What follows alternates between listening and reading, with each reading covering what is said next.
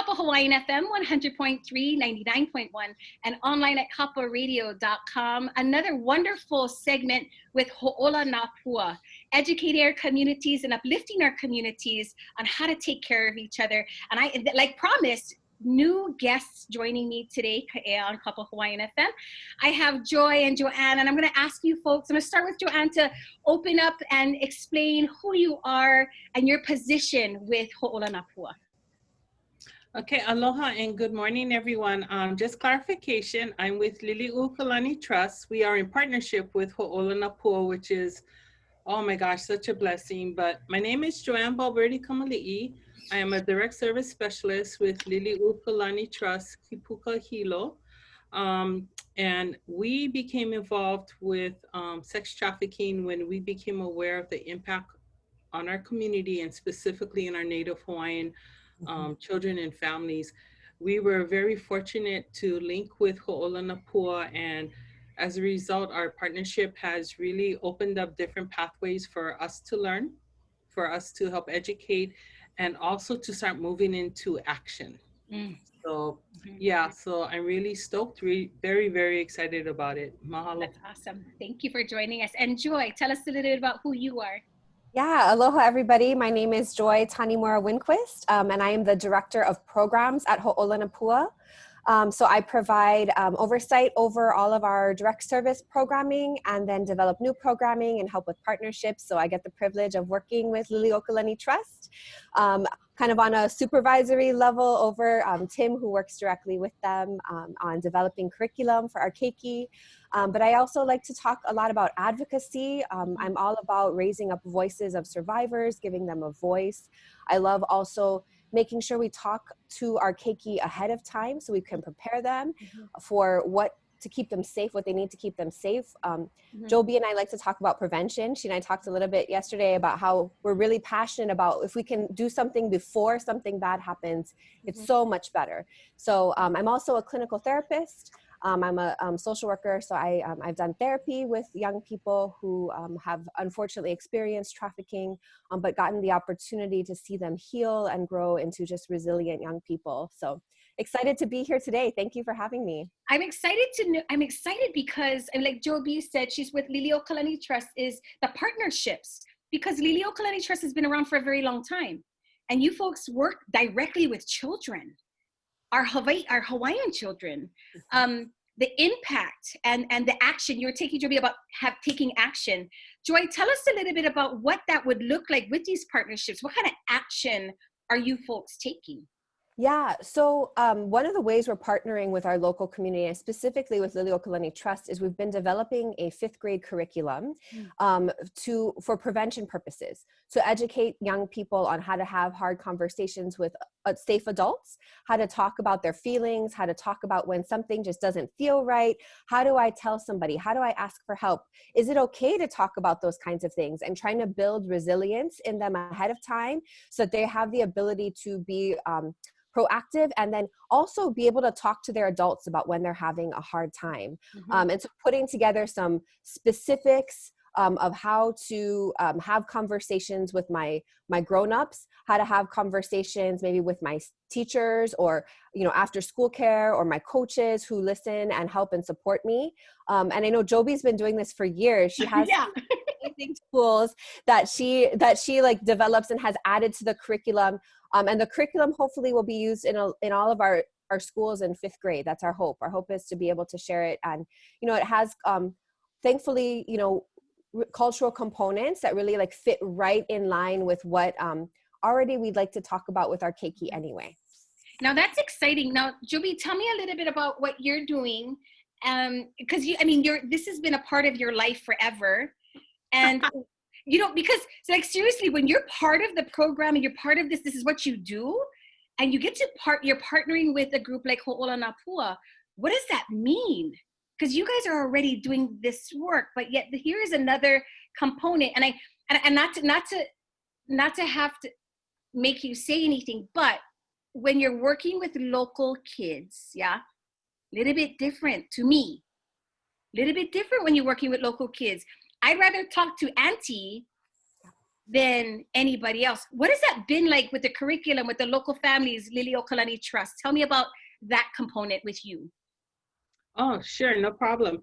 Well, how we connected with Hōʻola for the 5th grade curriculum is that about a year or two ago, the trust provided support for Hōʻola to start developing their curriculum. And then in 2019, that was kind of like our aha moment. Well, I'll speak for myself. It was my aha moment as an LT worker is when I started hearing the numbers, started hearing more about, some of the studies through Arizona University and everything, and even though it wasn't like a really big study, but those 3-part studies all correlated as to what is going on in the community. And so my lead, Kahea Soxel, and I started talking about how can we support, how can we help, because these are the families that we support and we serve. And so Kahea was getting calls from parents saying, how do I talk to my kid about this? I don't know how, and that fear as a parent, and to me, it doesn't matter how old your child is. Once they're your child, doesn't have to be by blood. It could be through blessing or hanai or whatever. And one thing I learned from my students when I was a SBBH or DOE is that for many students, their resilience was creating, as one young man taught me, my heart family. So those people in his life that he felt loved by, that he felt cared for, and it wasn't in any way a diss to his biological family. It's just that people feel needs in different ways and things like that. So anyway, so Kahe and I started talking about doing like a guidebook for parents on how to start the conversation.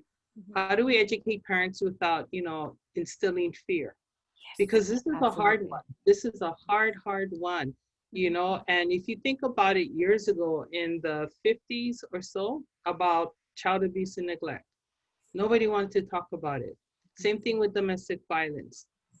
Another area that I've been very passionate about is suicide prevention, and then now we're looking at, sex trafficking, and sexual assault. They all fall along the same process, almost like a rite of passage, in order for the community to be at the point where they can say, it's happening, we need to talk about it. We have to let go, not in my community. We have to let go, no, not to my family, not to my child. And I think later on, I hope we talk about stigma and everything, because for some families it's like, what did I do wrong?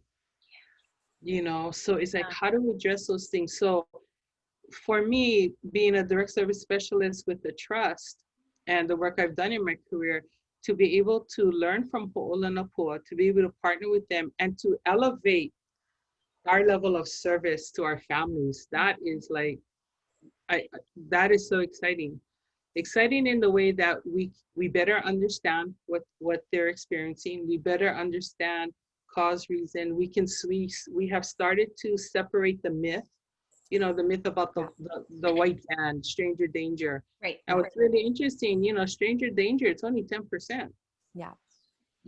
Majority of it comes from, and Joy can probably talk better about this than I can, but it's about family, it's about people And for our community, being born and raised here on this island, my roots are Hamakua, that was a real hard one to swallow. It's like, because that's not the community I grew up in, but you know what, that's my community. So what do we need? What do we want? And what does that look like?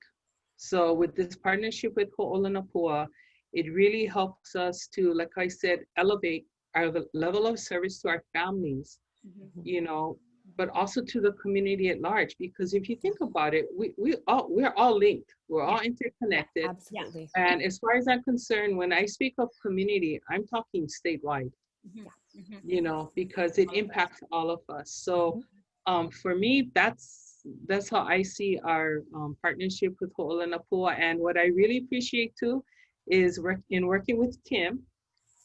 you know, when we first saw the curriculum, we are kind of like, okay, let's talk about culture, Yes. you know?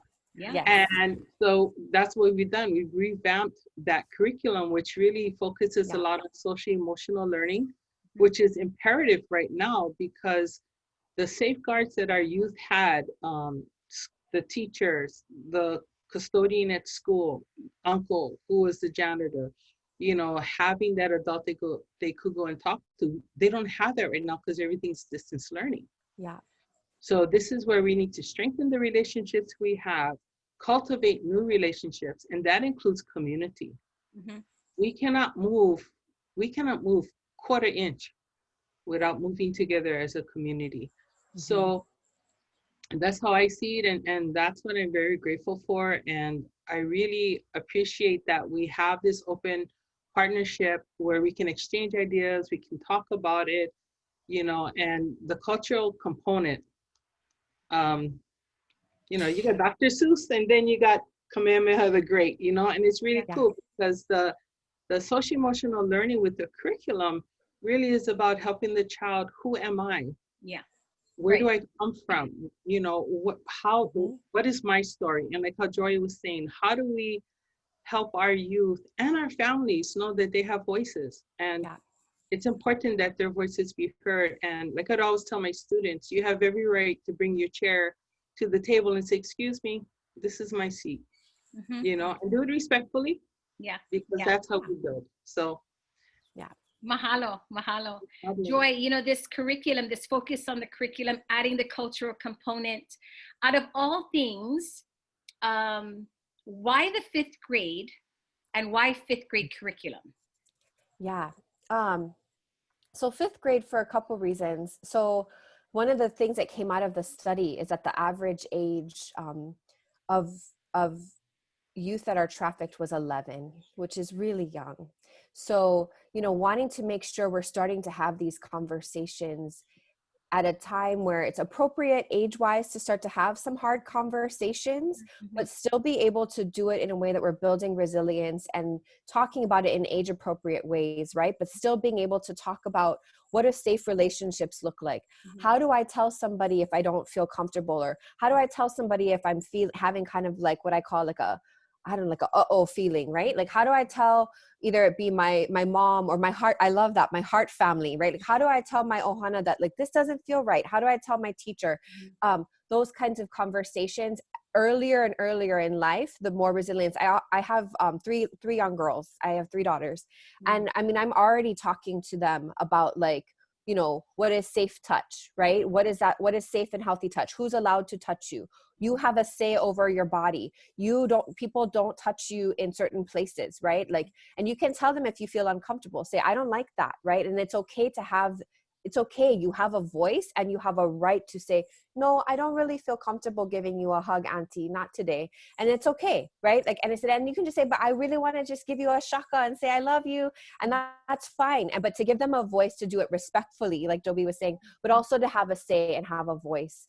And then also to be able to say to them like, hey, you know, if something makes you uncomfortable, can you come and talk to mama? And so we were thinking, you know, those are situations we got to tell our kids that stuff. We got to teach that to our youth. We got to teach that. And I love that we're adding this parent component because we're also like trying to tell parents, how do you have this conversation? Because I know even in my house, right? Like my husband and I talk about that all the time. And he's like, I don't know, this is you gotta cover this. I'm like, no, what if I'm not home? You gotta have that conversation too.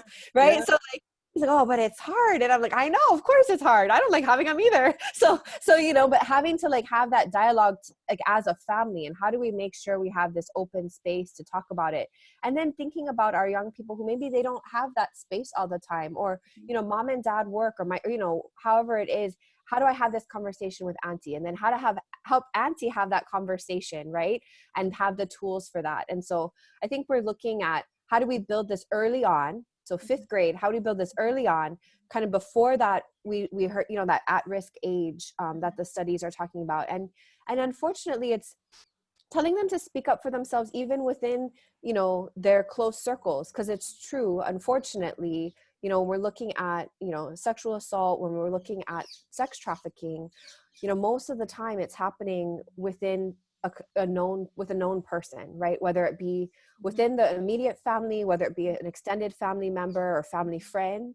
And with sex trafficking, often it's, also sometimes a romantic partner or somebody, like a boyfriend or girlfriend, that comes in and kind of manipulates that relationship. So it's also talking to kids about what that looks like, right? How do I have a say? How do I have a voice? Are my feelings important? Yeah, your feelings are important. And here's why. So, yeah. How do we, for those of us that are watching, and we have a really big population, especially in Hawaii, I mean, throughout all islands, looking at that target age, how does a school, how does a counselor have access to this curriculum, and or they have a few questions maybe, and the reason why I'm thinking about this, I'm thinking about when DARE started, when drugs, when way back when. were, you guys remember, right? Yeah. There was no talk about drugs, right? And then all of a sudden there's this program, and then it's inputted into all the schools. That's what I'm thinking. That's where my head is going, is how do we help the schools have conversations with you folks, and how do we get access to this curriculum? Yeah, I mean, I would say, so our website's a great place to get in contact with us. So hōʻolanapua.org. And so that would be a great place to reach out to us on, and we get back to you. We're looking to have conversations. We're trying to reach out, especially I think during this time that's been so hard. And I think, as a mom with kids at the DOE, watching how hard teachers are working right now. And we definitely want to be there to support and to offer this as an opportunity, because it also helps parents have conversations, right? As coaches both. And so being able to, as a parent who's also trying to support my kids as they're learning, right? And I get to have conversations about what they're learning in school for like the first time. I mean, not that I don't have it, it's just in a different way. Like I actually talk to them about every class and every lesson they have. I get to have a conversation right now. So I think it's actually a really great time for it to be kind of, we're kind of finishing it up right now. And so I think it's great because it's coming at a perfect timing to have these conversations and to help families like start to, especially as we're online more, because that's another, danger is online safety. A lot of predators are out there on computers right now trying to get our keikis' attention. And how do we talk to them about that? And so having those conversations as well, and having those tools in our toolbox. So our website has a lot of good information. We've been putting on webinars as well about parents talking to their kids, even as young as, like I said, I have a 3-year-old, 5-year-old, and 7-year-old, right? So we're having these conversations at home about, this is my body and what say I have, like how to have those conversations. So we have that on our webinars right now too, because we are noticing parents want to have conversations. We just need tools as parents, because this is hard stuff, right, to talk about. And how do we do that? So that's a great place to start, is our website, to get a hold of these resources. That's perfect. And another thing too is that, and speaking as a parent, even though my youngest munchkin will be 21 in 3 weeks, I know. It just aged myself. Goes fast. Yes, it does. Enjoy every moment. When my daughter was in 5th grade, I was thinking about it, and I will tell you one thing. I have always said it. My students have been my best teachers to help me to be a better parent and a better person. And when she was in 5th grade, I realized, wow, what if something happened, but she couldn't come and talk to Dad or I? Right. Her older tita is a godsend to us.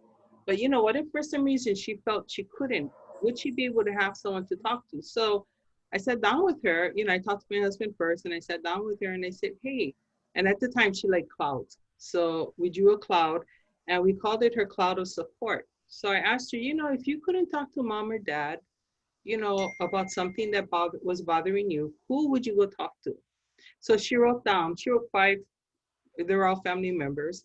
And I said, okay, cool. I said, so you know what? And I think this is the important part, is then I told her, let's call them, because we want to make sure that the adults in our children's lives are healthy and they're able and willing to be there for them. So we called each family member, and she spoke. I said, no, you use your voice. This is about you, not Mom. you know, and she's like, well, it pretty much went, well, if I can't talk to mom or dad and I have a problem or I'm upset, can I call you? You know, and still to this day, the cloud of support is in place. I shared that with my students, and you know, one student at the high school, she took it home, and her family was going through a very rough time, and she had her parents sit down at the kitchen table and have them do their support. And Wow. she came back the next day, told the teacher. Teacher calls me, Joby, you gotta come. And I talked to the girl and I said, oh, first student ever did that. And you know, a lot of it, you know, comes from, you know, sometimes we don't have to look past our backyard to see what we have in place. The biggest thrill for me is reading the Kauai longitudinal study. And that's where we get that acronym MAMA, meaningful adult, meaningful activity. And that was a resiliency study from kindergarten to I think about 10 years or so after they graduated. And then I think about 5 years ago, they did a follow-up with the, some of the participants. But you know, really what that is having a constant, healthy, willing, and able adult in a child's life, you know, and that is something as parents, we can start with our children. That's one way I use to start the conversation with So my daughter. Joby, I think that's a webinar that needs to happen. Sign us up. That's a webinar. Come on, we got to do the cloud webinar. Come on. Okay, us can do it. We can do it, you guys. No, I think that would be great. How important is that, even for all of us, right? Like as adults, like to know who's our cloud of support when we need it. Sometimes it's hard, and when you get stuck in a bad place, you forget, right? Like you forget, like, oh, I got these people that care about me. They told me they're there for me. I got to call somebody. That's so important. You know, another way too is asking youth, if you were the planner for your family fun day, what would it look like? Where would you go? What would you do? Even what would you eat? And just in that course of talking story with them as they're planning, here at the Kipuka, we have this big whiteboard. So that's my go-to when I'm working with my families. And then I can take a photo of it after, and then we look over it, we talk story, share. But you know, you'd be surprised how, especially a child, how they see connections. And most of the time it's vastly different from how we are as adults. What they define as support just could be somebody who makes, oh, I want to invite Auntie because she makes really good spam musubis. And I said, really? I said, what's so good about her spam musubis?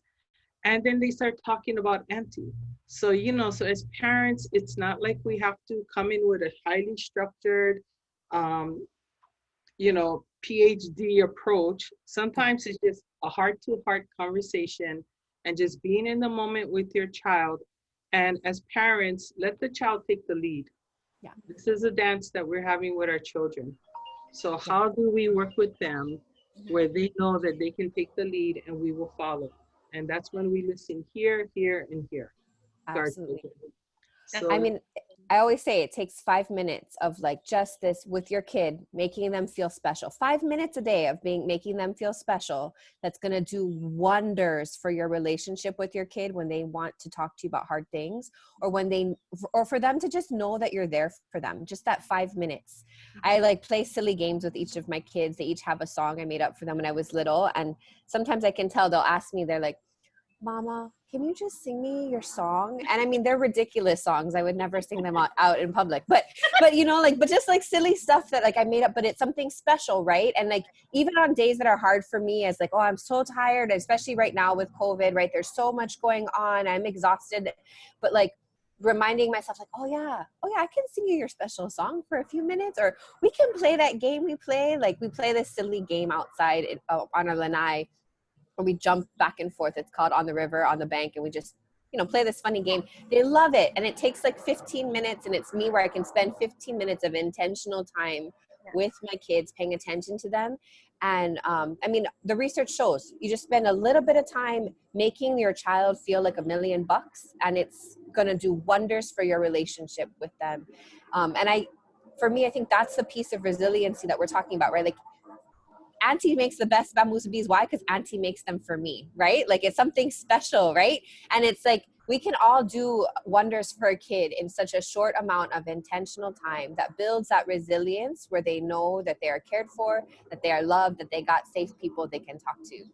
So, you know, the webinars, you mentioned about the webinars, and this is scheduled throughout different times of the month. How can people get information, like parents like myself who want more information? How do I have these conversations? Can you tell us where we can get information about the webinars? yeah, so again, that's on our website. So hōʻolanapua.org, and then it's /education. So we have webinars, and I apologize for the helicopter in the background, but we have webinars. We're doing about twice a week for every all months long, and we change the topics. We add new guest speakers. It sounds like I'm gonna ask Tim to ask Jovi on to do her cloud of support. I think that would be awesome. I wrote it down, Jovi, so now you signed up. But I think, like, you know, and we're trying to be open to changing and adding new topics given what the community is asking for. So they're free. We offer them.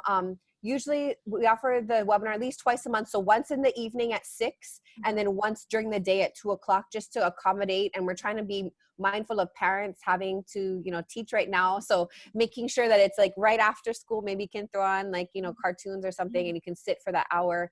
And then it's, you know, topics like internet safety, topics like how do I talk to my kids about, you know, being safe. And then also just our basics, like, of, you know, what does sex trafficking look like here in Hawaii, and what can I do?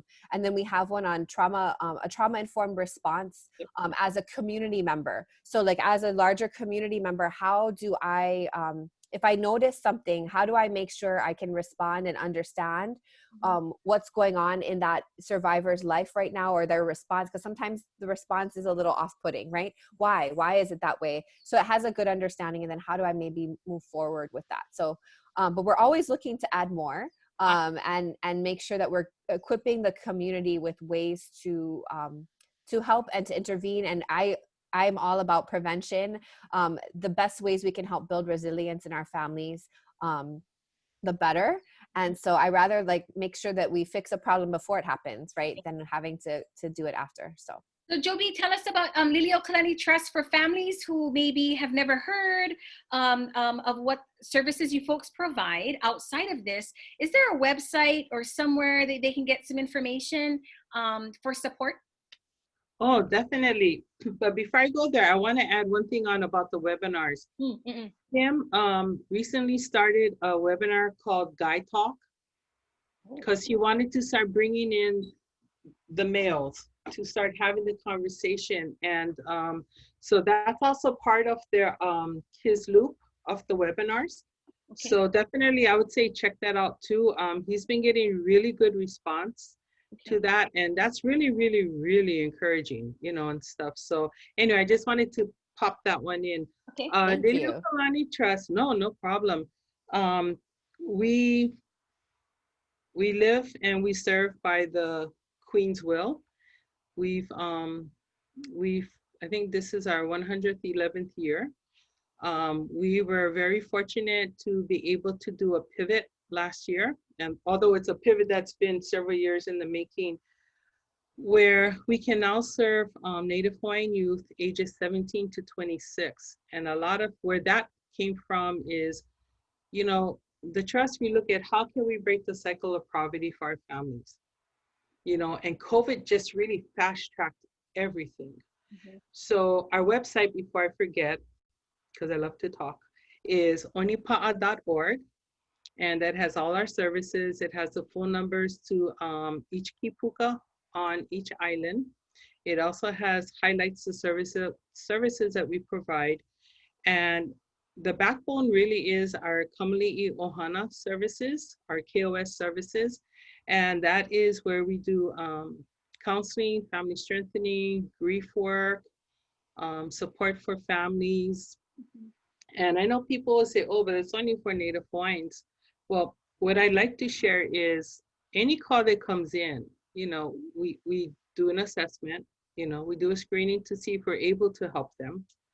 If for some reason we're not able to, although, you know, preferences given to Native Hawaiian children, we don't turn away people without trying to link them, to bridge them to a community support, you know, a resource. So that's what we do. So my role is I do KOS services. And we also have our, recently the trust created our youth development component. And that is also statewide. And they create programs for our youth because one of the concerns is how do they find another way creatively to use their voice, to find their voice. So our information, our YD programs are also on our website. For me, it's just very humbling to know that the Queen was such a progressive woman. Mhm. Mhm. I fully did not realize or appreciate Mhm. until I read her story Mhm. and now reading her diary Mhm. and everything. And it just amazes me that here we are 111 years later, and we are still doing the Queen's work, you Yes. know, for her people. But yet we're able to, like through our youth development programs, you know, reach out to the community as a whole, you know. So to me, I find that astonishing. For me, in my career, I felt I needed to earn the right to work here at the Trust because to me, the Queen just symbolizes resilience. If you look at her, Mhm. her motto, Onipa'a, to remain steadfast, Mhm. you know, and more than ever during COVID and the need to shift, to pivot, the need to really, you know, like what we were talking about earlier, you know, getting simplistic. What are the needs? How are we able to provide for this? Mhm. Let us not look for the barriers. Let us look for the opportunities. Yes. And so that's Yes. where the trust is coming from. Also, too, I want to share out this one really fast.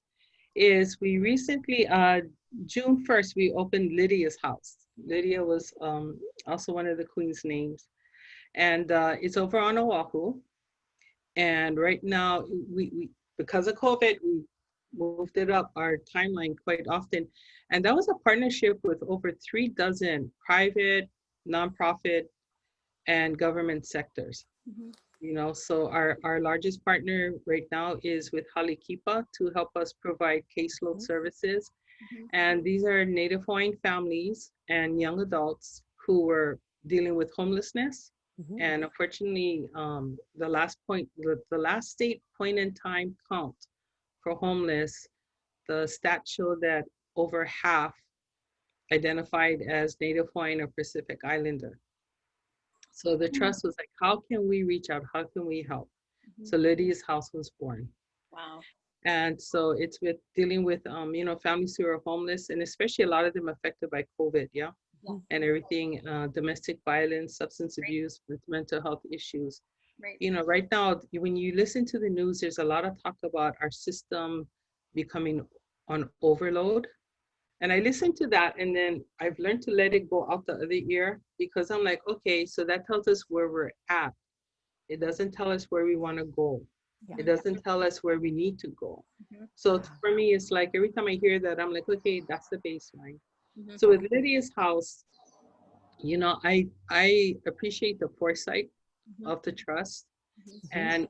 and while honoring the Queen's wish to provide and support her people, it's also another way to provide and support with the community. Because another program that we are partners with Hōʻola, but it's through Salvation Army, Mhm. is the Girls Safe Home here in East Hawaii. Mhm. Yeah.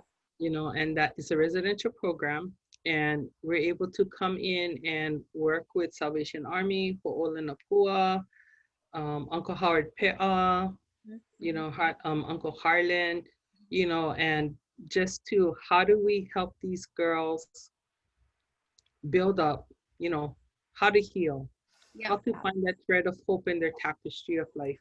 Yeah.